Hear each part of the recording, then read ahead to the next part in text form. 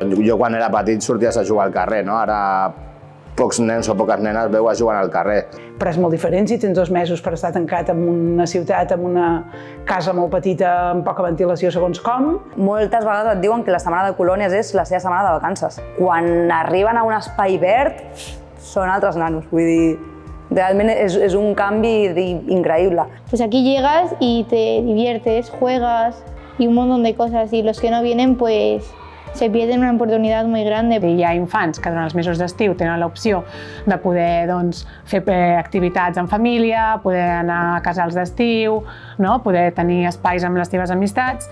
I hi ha infants que durant els mesos d'estiu acostumen a quedar-se al seu barri i a vegades no poden fer les mateixes propostes que altres infants. Em recordo aquella nit que vam anar a dormir a fora, vam fer un bivac a la muntanya, que vam caminar 3 hores i després volíem fer un joc de nit. I aquella em diu, hem fet moltes coses. Dice, però esas colònies, mai les oblidaré.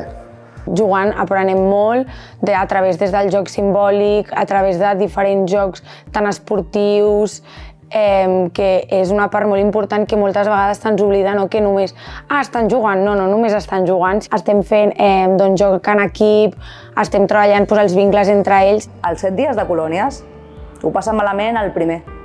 El segon ja no recorden el mòbil, no recorden el TikTok. És com una desconnexió per ells.